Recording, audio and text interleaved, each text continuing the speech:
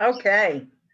So again, welcome everyone on this wonderful July 4th weekend. Today we're continuing with our look with the story of the lessons of the turtle living right side up.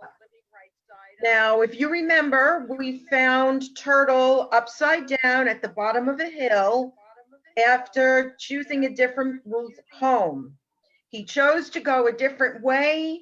A stone overturned. He tumbled down the hill, ended up on his back. And with this new perspective, he's learning new things. So far, he discovered the gift of the accident, which gave him the lesson of choice, the gift of the tree, which gave him the gift of honor, and the gift of the cloud, which was the gift of affirmation. So today, again, we're continuing, and this week we're looking at the gift of the butterfly. Now, while he was there, a butterfly landed on his nose. And here's their conversation. The butterfly said, "Do you know how silly you look?" And the turtle snapped back, "Well, excuse me, maybe you could just roll me over and I'll be on my way." The butterfly said, I don't think I've ever seen a turtle's bare belly before. It's actually rather cute." The turtle wasn't having fun during this conversation, and he spat back, "I'm glad you're amused. Do bring your friends. Let's have a party. I'll be the entertainment." Now, Owl was there, and he entered the conversation.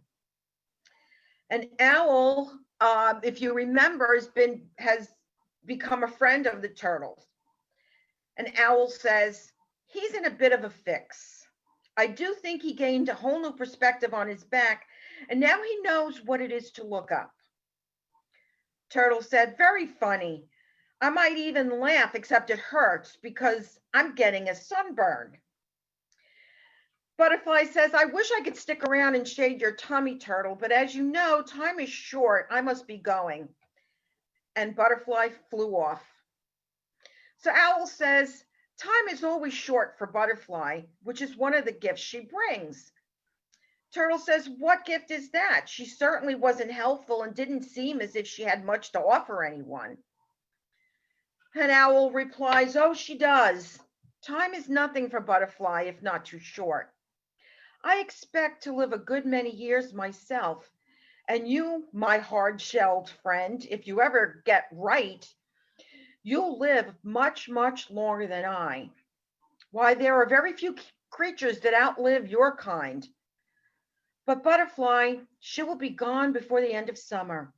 She emerges as a tiny caterpillar from a minute egg, gorges herself silly for a little time, and sleeps for a while in a cocoon where she changes into a beautiful creature we just witnessed, then dies before the summer is ended. She must cram a life's worth of living into just a few weeks. Not a moment is wasted for Butterfly." So Turtle thinks for a moment and says, "And that's her gift? Busyness?" Owl says, "No, no, her gift to us all is the lesson of now. Now is the time to live fully. Now is the time to act. For if a thing is worth doing, it's worth doing now. The gift of Butterfly is the lesson of now. Now is the time to turn things around." So, can you guess the title of today's talk? It's Living in the Now. And there are a lot of parables out there, and I found this one that I thought I'd start with. It's the story about a soap maker and a rabbi. One day, the soap maker came to the rabbi and announced, "I'm here to inform you that I am through with Judaism. You told us that the aim of religion is to bring peace, justice, and charity to the world, but it hasn't done any of that yet." The rabbi invites the soap maker to take a walk in the park with him. They pass by a group of boys at play. The rabbi said, "Look at those boys. They're dirty from head to toe. I don't mean to be rude, But I know you're a soap maker. I suppose soap is ineffective. The soap maker protested loudly and says, nonsense. Soap is never effective unless it's used. The same goes for spiritual laws. They're never effective if they're not used. Spiritual laws have value only when the teachings and the principles are applied. And that's the point the rabbi made to the soap maker. If you have it and don't use it, it's not going to do you any good. The truth is, you can read all the self-help books, attend all the 12-step programs, attend Sunday services, take classes, join study groups. But unless you work the principles, you will not see any results. When you put off the decision to turn your life right side up, nothing will ever change. You know, each day is a new beginning. Each day is a gift. That's why it's called the present. But if we don't utilize the spiritual principles that we study, that we know, it's not going to do us any good. There's a wonderful Sanskrit poem called Salutation to the Dawn, which really speaks to this aspect. I'm sure you've heard it before, but I'll read it again. Listen to the salutation of the dawn. Look well to this day, for it is life, the very life of life. In its brief course lie all the verities and realities of your existence, the bliss of growth, the glory of action, the splendor of beauty. For yesterday is but a dream, and tomorrow is only a vision. But today, well lived, makes every yesterday a dream of happiness, and every tomorrow a vision of hope. Look well, therefore, to this day. Such is the salutation of the dawn. Each day we have a decision to make as to how we will use our time, how we will fill our day. We can accept each now moment as the present, or we can, as the gift of the present, or we can squander it aimlessly. Ralph Waldo Emerson said, one of the illusions of life is that the present hour is not the critical, decisive hour. Write it on your heart that every day is the best day of the year. Every day is the best day of the year. Malcolm Forbes said, unless you're serving time, there's never enough never enough of it. So unless we're using our time wisely, there's never enough of it. Time is the greatest commodity we have. No matter who we are or what we do, each one of us will eventually run out of time because everything within the world of form is limited. But each moment is loaded with pure potential for good, right here, right now. It's always the perfect time to start. There's a story about a French general who returned home after his last Middle East campaign, and he came home with a seedling from a wonderful olive tree. He delighted in presenting this tree to the gardener and this seedling and telling the gardener about the wonderful fruit that this seedling will produce, these wonderful olives. The gardener said to the general, but sir, I've heard of these trees. This seedling will not bear fruit for many, many years. And the general replied, well, in that case, don't wait until after lunch to plant it. Plant it now. Start it now. Each moment is a gift. And if we want those seedlings to grow and bear fruit, we need to do it now. We spoke about this a little bit last week. The seeds we plant now grow into what we manifest in the future. So don't wait. Plant those seeds now of whatever you want to manifest. You want to see something change? Plant the seeds. Use the gift of affirmations. See it. Visualize it.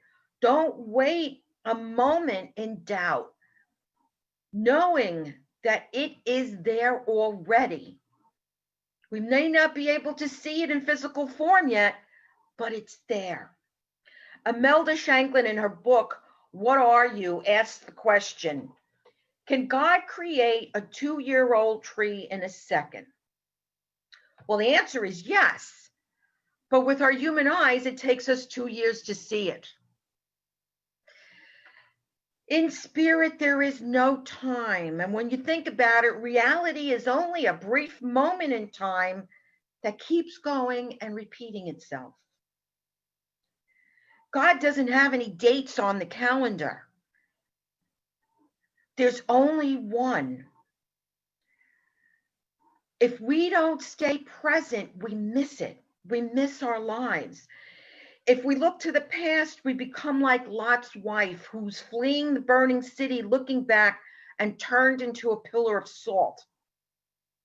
In the same way, if we look back, we become immobilized and can't move forward in life. Salt's a preservative, just as we preserve a memory. If we keep holding on to that memory, we stay stuck. But if we master our time, we master our life. Joy is in us. We are joy. We are love. As divine beings of light, we are joy, peace, love, all of that. We don't have to wait for these things to ripen. They're ready to be expressed right now. We'll never have more potential for prosperity, for wholeness than we have right now. There will never be more of an opportunity for peace, for love, because it exists right now. We'll never be closer to complete happiness than we are right now, because it's in there. It's who we are. We were conceived in the mind of God, and when we were conceived in the mind of God, we were created whole, perfect, and complete in that moment and right now. But it's our choice as to whether or not we use these gifts which we've been endowed with. How we choose to spend our time makes a huge difference. How are you choosing to spend your time? You staying focused on the past or worried about the future? Every moment is an opportunity to just be the Christ that we are. Writer Carl Sandburg said, "Time is the coin of your life. It is the only coin you have, and only you can determine how you spend it. Be careful, lest you let other people spend it for you." So what he's saying here, we are that commodity. Time is ours.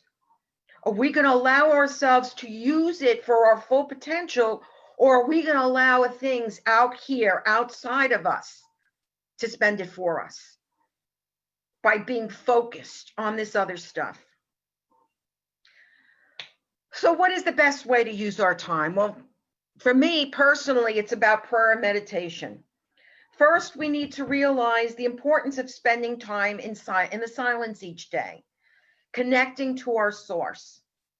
Doing that helps us to examine our motivation, clarify our direction, and it helps us to remember how important it is to do everything from that state of oneness, with the conscious awareness that we are expressions of God.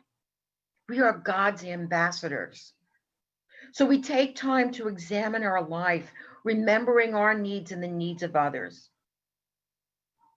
We allow ourselves to make choices that move us in the direction of where we want to go. We move ourselves in the direction of what is ours to do in that day. Living from our authentic self, being God's ambassadors. What does Spirit want us to do on this day?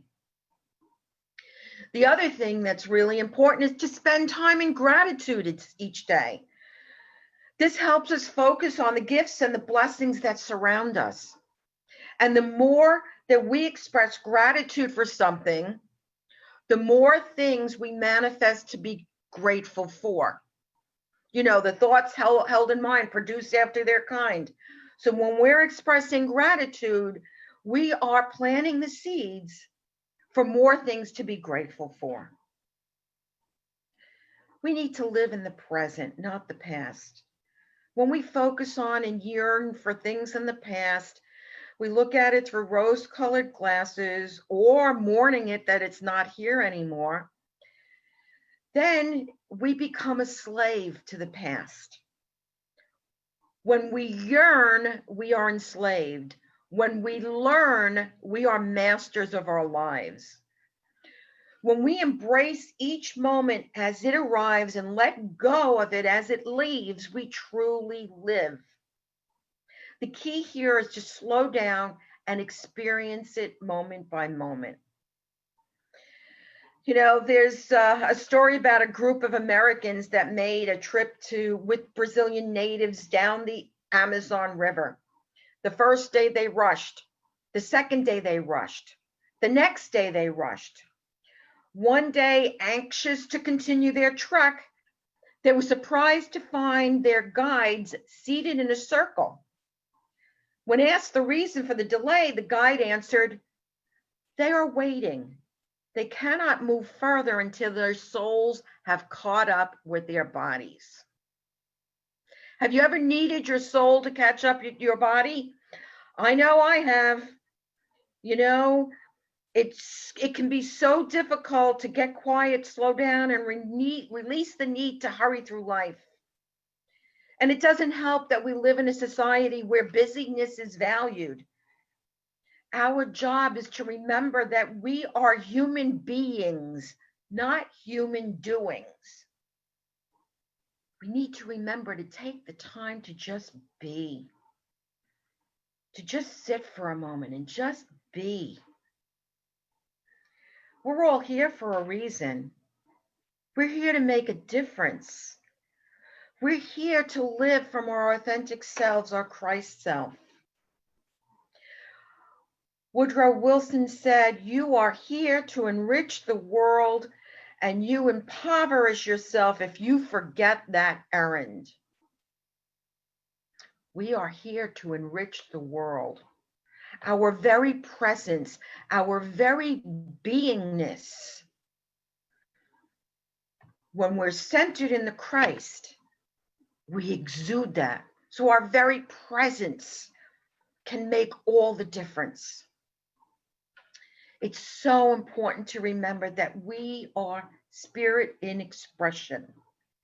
And we can't do that if we're busy worrying about tomorrow or regretting the past. Overcoming our problems is how we grow. And with each lesson, we move closer and closer to claiming our divine inheritance and living from our Christ nature. Remember, there are only opportunities. Every moment is an opportunity. We have to remember that God is good all the time, even when we're dealing with issues that cause us pain. Everything that happens to us is there as an opportunity for us to grow more and more fully into who we really are. And that's living from our Christ self. In order to enter the kingdom, we need to be in the present, because the kingdom is not in the past. The kingdom is here and now. Each day is full of potential. Each day is a gift. And we have the opportunity to see each day with new eyes, with new vision. It's looking at each day with what the Buddhist tradition calls beginner's mind. This means dropping our expectations and preconceived ideas about something and seeing it with an open mind, with fresh eyes, just like a beginner. It's looking at everything as if it's brand new, with curiosity and wonder, like a child. Begin where you are. Look for the seeds of good in every situation. and you'll see that the fields are ripe for harvesting. Right now, this moment is all there is. Savor the moment. Savor the essence that you are. Remember, there is only one, of which you are. Savor each moment, realizing that you are the Christ. And with that, I invite you to close your eyes as we move into meditation. So I invite you to get comfortable in your seats and just allow yourselves to breathe comfortably. Just feel your shoulders dropping and your body relaxing. And with every breath, you feel more and more relaxed. You feel yourself letting go more and more. And you breathe in relaxation.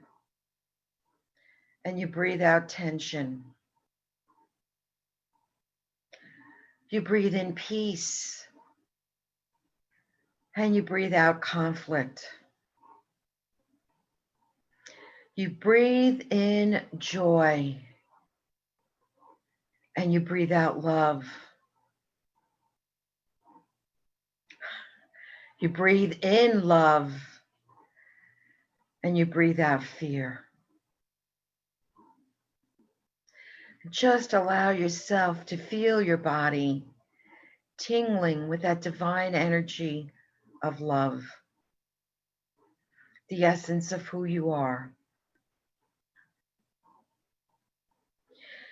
Each moment is a gift, a chance to begin anew. So wherever I think I have made a mistake or choose to do something differently, each moment is an opportunity to do just that.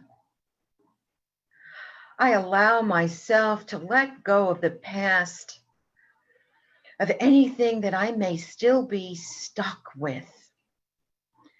I let go of fears. I let go of hostility. I let go of judgment. And I just allow myself to open to the truth of the love and the joy and the peace that is me.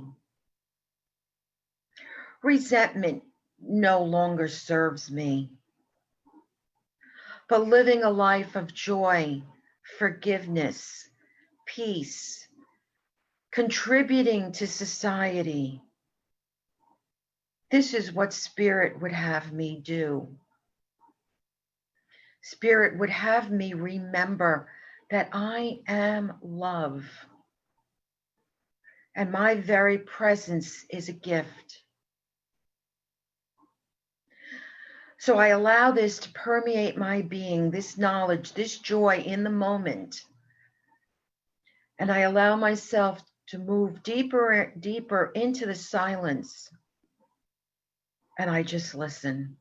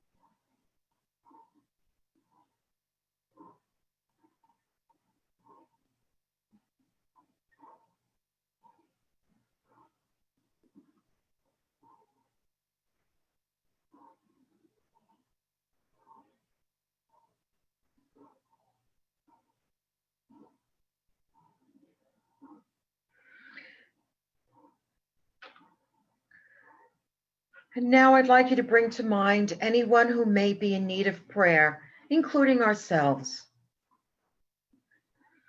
We affirm our wholeness and oneness with the divine. And we affirm that there's a power and a presence within us that will guide us and direct us through anything that we may be experiencing physically, emotionally, spiritually, or mentally.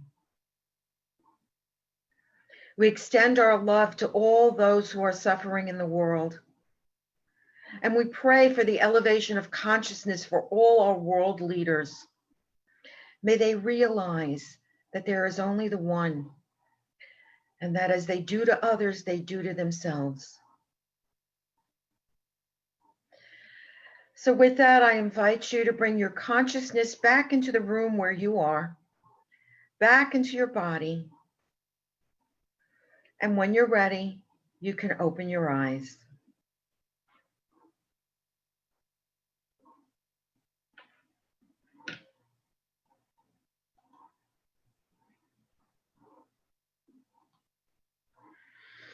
Are we all back?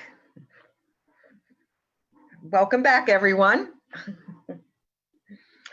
And this is the time in our service where we have the opportunity to give. So I invite you to visualize whatever method you use. It's become a ritual with me that before I come onto the service, I go to our website, click the donate button, and offer my tithe through PayPal. So however you choose to give, whether it's using our website, whether it's mailing a check, whether it's going directly to PayPal to send it, just visualize that symbol and just see it in your hands. Feel the energy of love that you are, just infusing these gifts with your divine presence, with your energy, with your light, and with the positive attention that you offer it with. We are so grateful for the ability to give and to receive. It's such a gift, for as we give, we receive. We affirm that God is our source and consciousness is our supply, and we are so grateful for the abundance that comes to us on all levels, because we know this is our divine inheritance. So I invite you to bless the gifts with me. So if you would keep your microphones on mute, and then just affirm this with me. Divine love as me blesses and multiplies all that I choose to give and all that I am open to receive, and I am grateful.